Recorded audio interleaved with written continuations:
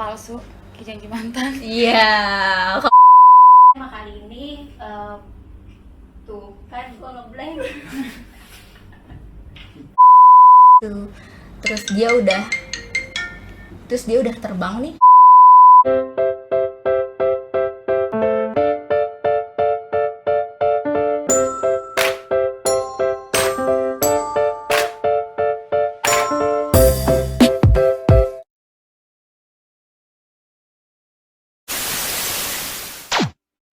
Halo teman-teman semua, apa kabar?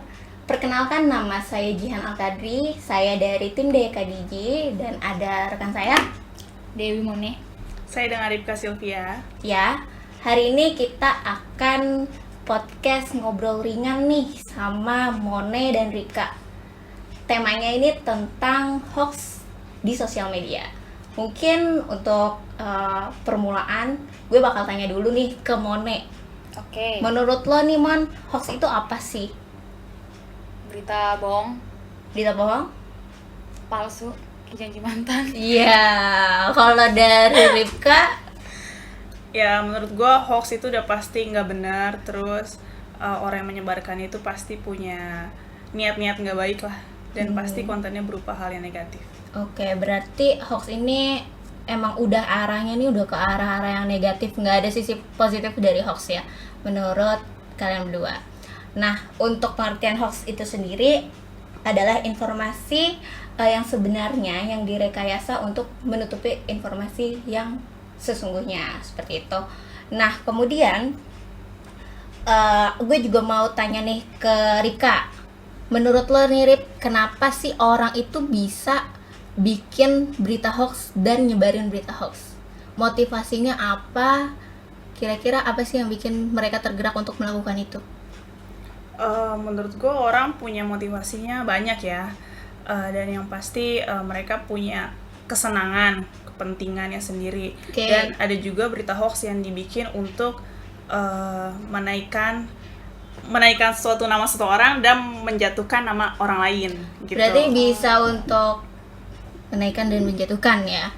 Ya, tapi yang pasti itu karena sifatnya hoax udah pasti bohong ya kan. Udah pasti itu untuk mencemarkan nama baik Oke. gitu. Walaupun itu menguntungkan di satu pihak ya, tapi jahat banget sih. Berarti kalau misalkan ini menyangkut nama baik, si korbannya ini dia bisa berdampak banyak banget nggak sih ke mentalnya dan lain-lain seperti itu? Menurut lo, Rip? Biasanya ya udah pasti sih merugikan ya. Dan apalagi kalau misalkan itu terjadi untuk mencoreng nama baik perusahaan, udah pasti citra perusahaannya turun, Oke. kepercayaan masyarakat juga menurun. Terus bahkan bukan cuma menurun, bisa jadi masyarakat tuh ngajak teman-teman yang lain buat Jadi juga nggak ikut, percaya. ya buat ikut benci sama suatu golongan itu gitu. Cara ngajaknya ini dari cara menyebarkan mungkin ya. Iya. Jadi mereka melakukan persuasif ke suatu personal orang ataupun individu lainnya untuk ikut menyebarkan hoax tersebut.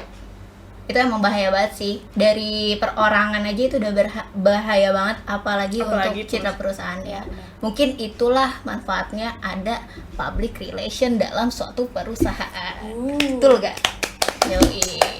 Siapa yang mau jadi PR? Oke. Nah, itu kan tadi dari sisi Ripka ya nih, Man. Kalau misalkan menurut lo sendiri, itu gimana?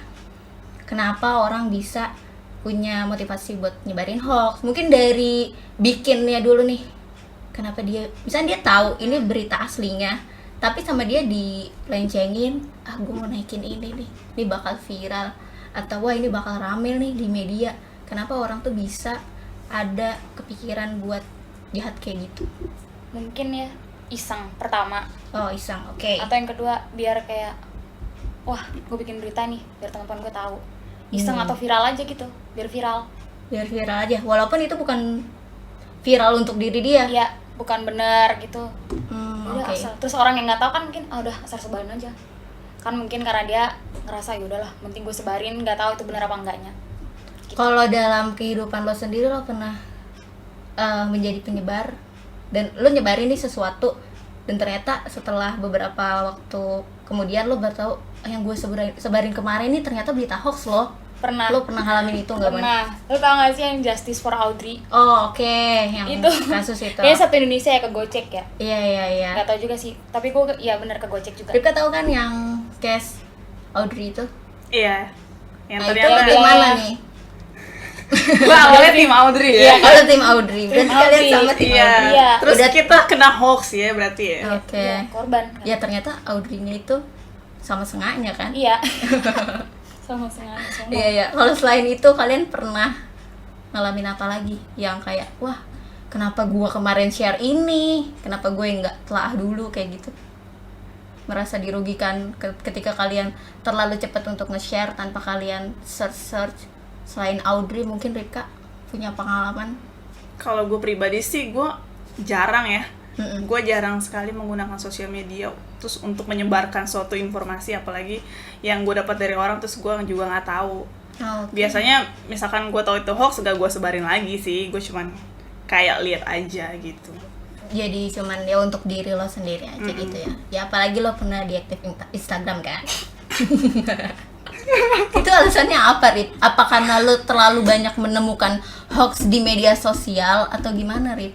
Ya sebenarnya di aktif Instagram itu masalah personal sih. Oh gitu. Karena gue pribadi kayak merasa waktu gue terbuang banyak untuk media sosial, jadi gue mau break dulu lah beberapa Oh, gitu. bulan. Oke. Kalau gue ya gue mau sharing juga nih. Gue pernah diaktif Instagram kayak sekitar mungkin 2-3 minggu. Gue nggak lama sih karena mungkin udah mainan gue di situ, jadi gue nggak bisa cabut lama-lama. Gue 3 mingguan nggak main Instagram. Gue diaktif karena waktu itu lagi naik-naiknya berita Nanggala. Dan itu tuh gue kayak setiap gue buka Instagram, gue scroll bentar-bentar Nanggala, kayak gue jadi kebawa emosi sendiri dan gue kayak nangis, capek sendiri kan nangis. Ya udahlah, gue nggak mau lihat dulu beritanya nih, gue nggak mau berita apa-apa sampai benar-benar gue tahu itu Nanggala tuh tenggelam apa gimana, korbannya tuh gimana, tuh baru gue buka lagi. Gitu sih. Vakum dulu ya. Vakum dulu gara-gara berita Nanggala karena ikut kebawa suasana sedihnya. Itu sih. Lanjut nih. Oke. Kalau misalkan sekarang kan nih kita dari tahun lalu ya, nggak kerasa loh corona kita udah anniversary loh, ya nggak sih? Udah anniversary kita. Udah setahun ya? Setahun lebih. Mau alhamdulillah tapi nggak jadi. Nggak Ya jadi. udah, kita udah masa pandemi ini udah dari tahun lalu, udah dari bulan Maret ada di Indonesia. Dan kalian ngalamin nggak sih yang berita hoax tentang pandemi dari awal itu kayak yang video-video dari Wuhan, terus ada yang soal cara-cara ngebersihin bakteri, katanya buat bersihin ruangan apalah, terus pakai masker itu juga kan sempat jadi perdebatan, ada yang bilang harus pakai, ada yang bilang enggak, kayak gitu-gitu kan. Nah, dari pasca pandemi sampai dengan sekarang, berita hoax apa yang sempat kalian percayai waktu itu seputar pandemi ya? Siapa dulu nih? Mone kali ya. Oke. Gue yang masalah yang video Video. viral. Yang orang tiba-tiba jatuh di jalan kayak zombie apokalips. Oh, yang di Itu Wuhan bikin itu nggak takut sih? anjir. Terus gue langsung kayak, lah ini serius orang begini. Ini virusnya beneran anjir. Gue langsung kayak takut dah. Yang orang di kursi Di jalan, lagi kasur jalan. terus Iya, kejang-kejang kan. Itu di Indonesia gue nggak nemu yang corona. Enggak Tiba-tiba sama. jatuh, Ya, kejang nggak kayak tahu gitu. Belum sih. Belum. Iya. Ada yang pingsan Gojek tapi lapar. I see. Lo tahu nggak sih? Tahu. Nggak tahu gue. Lo tahu nggak? Tahu. Iya. Yang orang udah Di pada atas heboh pinggir motor, jalan iya, ngeliatin. betul. Iya, di atas motor dikirain itu kenapa ya kan, COVID dan lain-lain. Ternyata iya. Lapar. Iya, Lapar, lapar. jadi Tidur. Orang kiranya ada. Ya itu, yang video Wuhan juga gue sempet ini sih, emang takut banget ya. Apalagi itu Indonesia belum, kayak masih berita-beritanya aja. Ya. Kalau misalkan lo, Rip, dari pasca pandemi sampai dengan sekarang nih, kan berita hoax tuh nggak kita pungkiri tentang pandemi ini banyak banget ya. Kayak gue juga nggak bisa jabarin satu-satu apa aja nih yang hoax dan yang real, saking banyak ya menurut gue. Iya, banyak banget sih berita hoax ya. Tapi gue sih lebih ke dampak setelah corona ya kan. Banyak banget orang-orang yang di PHK, yang kehilangan pekerjaan. Nah, terus dan yang mengalami sih bukan gue, ada temen gue. Jadi dia lagi nyari kerja, dia nge-apply banyak banget di online ya terutama.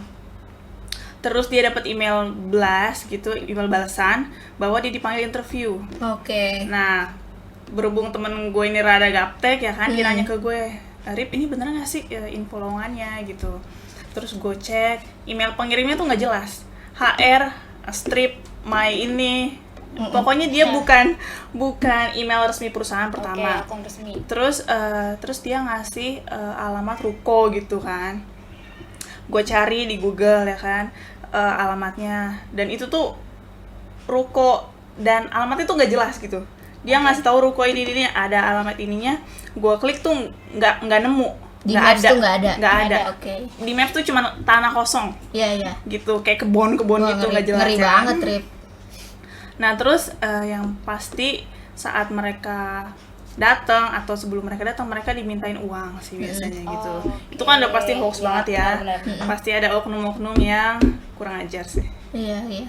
Berarti mereka tuh masih, walaupun situasinya lagi kayak gini ya, lagi krisis lah. Ibarat kita kan dengan adanya pandemi ini, Indonesia ikut krisis juga ekonominya ya.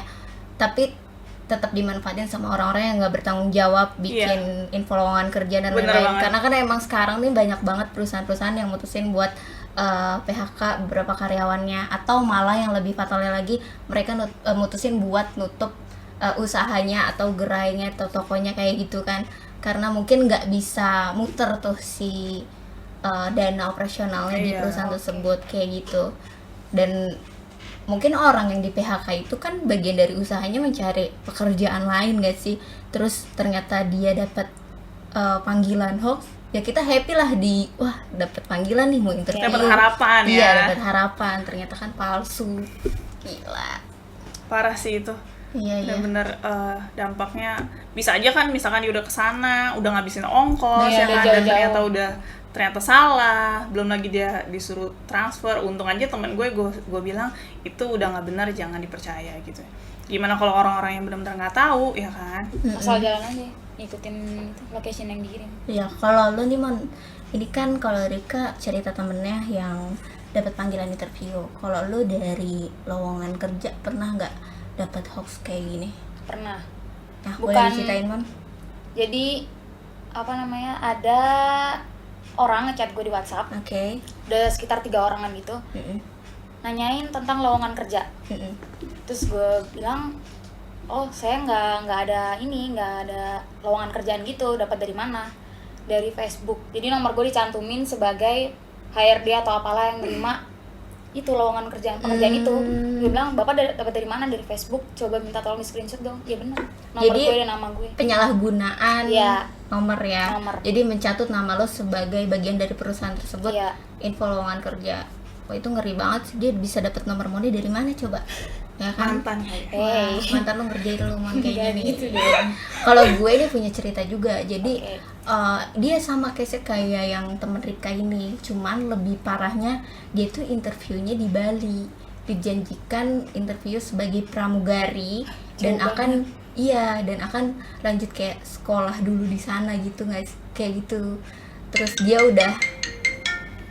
udah terbang nih ke Bali, udah sampai Bali nggak ada respon apa-apa dari yang udah mandu dia ngontek bla bla bla bla bla gitu. Oh, langsung hilang kontak gitu, Langsung diblokir. hilang. Iya, itu kan udah merugikan banget secara materi ya. Ya Tiket pesawat. Iya, sefatal itu sih hoax tuh kalau kita nggak pinter-pinter filter dulu mana nih yang benar, mana yang enggak, kayak gitu. Nah, selain soal info lowongan kerja, sekarang juga kan karyawan ini kan dapat bantuan dari pemerintah ya, BLT. Nah, BLT itu juga banyak yang nyebarin hoaxnya. Kayak clickbait aja, dia nyebarinnya via WhatsApp nih, via WhatsApp di share, terus klik link di bawah ini, taunya pas lo klik data lo diambil dan lain-lain, malah jadi membahayakan identitas Masukin lo nomor gitu. nik gitu-gitu ya. Kayak gitu. Padahal kan dari pemerintah ini udah ada situs resminya. Terus mereka juga nyairin si BLT-nya ini nih khusus bagi karyawan yang udah punya kartu ketenagakerjaan kan, bukan orang yang ngeklik terus dia bisa dapat cair gitu kan. Semua kan ada prosedurnya. Nah, pemerintah tuh udah jelas banget prosedurnya buat yang punya BPJS ketenagakerjaan, dan itu pun diprosesnya oleh si perusahaan tersebut, bukan dari perorangan, kayak gitu. Nah, sedangkan yang beredar di masyarakat ini pesan berantai WhatsApp, klik link di bawah ini. Gitu ya? Iya, kalian pernah dapat nggak sih kayak gitu? Kalau gue udah sering banget dapet kayak gitu, dan beberapa temen gue percaya dan nyuruh gue nyairin di situ. Karena gue udah tahu, jadi ya gue coba ngobrol dan edukasi si temen gue, karena dia masih ini tuh bener tahu, bener kayak gitu, bener-bener emang udah cair. Kalau misalkan dia cair ya gue juga mau ya. Buktiin dulu duitnya. Iya bener, cuman ya itu emang salah satu hoax dari yang beredar dari pemerintah sih, masyarakat yang naikin hoax pesan berantai itu. Kayak gitu. Terus itu kan dari pemerintah ya. Kalau dari Mone ada nggak sih tips-tips buat mastiin perbedaan mana yang asli mana yang palsu nih berita kayak gitu mungkin Mon? Gue pernah baca di artikelnya Kominfo ya.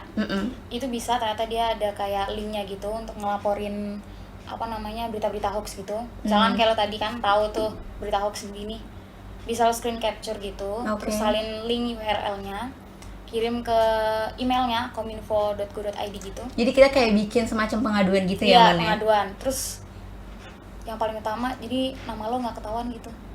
Jadi identitasnya dirahasiakan si pelapor. Iya, benar. Terus dan lo bisa nge-track itu udah diverifikasi belum atau udah terlapor atau belum kayak gitu. Jadi si laporannya itu ada statusnya. Iya.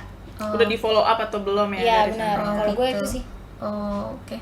Kalau dari lu Rip, ada nggak tips-tips nih buat temen-temen di Sobat Digi untuk memvalidasi dan memfilter berita-berita hoax yang menyebar di sosial media? Kalau menurut gue, kita memang nggak bisa, maksudnya kayak bener-bener menghilangkan berita hoax ya, karena orang masyarakat tuh sangat banyak, majebuk banget ya. Nah, tapi kita bisa kayak stop penyebarannya supaya nggak banyak orang lagi yang terkena dampaknya. Yang pertama sih kita bisa mastiin ke website resminya. Kayak tadi misalkan contohnya lo bilang dari BPJS nih, ngasih dana sekian. Sebenarnya lo bisa cek di BPJS official website dari pemerintah, pastiin bagaimana prosedurnya. Yang kedua, kayak kita tuh jangan asal nge-share lah apapun itu. Maksudnya kayak nggak penting banget lo nge-share info hoax. Bahkan ada juga yang orang-orang yang kayak udah tahu nih hoax, sengaja nyebarin ke orang-orang gitu. Kenapa lo nggak share info yang lebih bermanfaat gitu kan? Itu aja sih. Oke, nah untuk si penyebar hoax ini juga ternyata udah diatur dalam Undang-Undang ITE ya. Gue mau bacain sedikit pasalnya. Ini ada pasal 28 ayat 1 Undang-Undang nomor 11 tahun 2008 tentang informasi dan transaksi elektronik, yang telah diubah oleh Undang-Undang nomor 19 tahun 2016 tentang perubahan atas Undang-Undang nomor 11 tahun 2008 tentang informasi dan transaksi elektronik, mengatur mengenai penyebaran berita bohong di media elektronik. Termasuk sosial media menyatakan setiap orang yang dengan sengaja dan tanpa hak menyebarkan berita kebohongan dan menyesatkan akan mengakibatkan kerugian konsumen dalam transaksi elektronik. Dan ini tuh sanksinya 6 tahun dan untuk 6 tahun penjara dan banyak nominal kerugiannya sebesar 1 miliar. Wow, gede. Ya, jadi daripada bayar 1 miliar ke negara, mending kita jujur-jujur aja lah nge-share berita. Dibaca dulu ya guys. Iya benar. Kalau dari Mone, bisa ada kesimpulan nggak dari topik pembicaraan kita hari ini? Berbijaklah bersosial media, oke? Itu yang pertama. Dibaca dulu, dipastiin ini benar atau enggak. Jangan sampai jadi salah satu yang menyebarkan hoax. Ya nggak sih? Itu sih dari gue. Dari Rivka? Gue mau ngingetin aja buat sobat-sobat Digi, kayak hoax itu jahat banget loh. Maksudnya kalian tuh jangan main-main, karena cybercrime kan ada kan, Iya, kejahatan ada media undang-undangnya sosial. lagi kan. Jadi kayak benar-benar difilter dulu lah. Kita semua udah tahu, kita semua pinter main handphone, main gadget tuh udah pinter banget. Kita tahu yang mana yang baik, yang mana yang enggak. Jadi lebih baik kita itu nge-share hal-hal yang positif sih. Ya, setuju. Mungkin gue nambahin sedikit, bijak dalam bersosial media itu poin utamanya, dan kita tuh harus bisa kontrol jempol kita nih. Kita mau share apa nih, jempol juga harus mikir, bukan cuman otak kita doang nih yang mikir. Sekarang jempol juga harus dikasih otak. Iya nggak sih? Karena ini poinnya ada di jempol kita loh. Kadang kita tek share tanpa kita tahu itu gimana, efeknya apa, dampaknya gimana. Dan mungkin kita tuh perlu memfilter apa-apa berita yang tersebar di media sosial. Jangan langsung ditelan mentah-mentah. Setidaknya kita harus kasih, misalnya kita dapat berita, kita kasih jeda dulu, kita cari datanya. Mungkin kalau misalkan itu beritanya menyangkut sebuah lembaga, kita cari akun verified-nya, atau kita cari websitenya untuk pastiin di benar apa enggaknya. akun official tersebut. Tapi kalau misalkan itu menyangkut di luar suatu lembaga, kita harus cari datanya itu sendiri. Kayak kita harus kasih waktu dulu, jangan langsung asal share. Kayak tahan sampai datanya emang udah bener-bener lengkap, baru deh, wah ini udah valid nih, kayaknya gue harus share ini deh. Jangan sampai lo nyesel sama apa yang jempol lo lakuin. Kayak gitu sih. Apalagi yang merugikan orang. Iya benar, apalagi yang merugikan orang lain, karena dampaknya besar banget ya. Gitu aja sih dari gue tambahannya. Mungkin sudah cukup untuk podcast Ori di hari ini. Mudah-mudahan kita bisa bikin podcast episode 2. Kurang lebihnya nih mohon maaf ya teman-teman. Sekian dari kami. See you next time.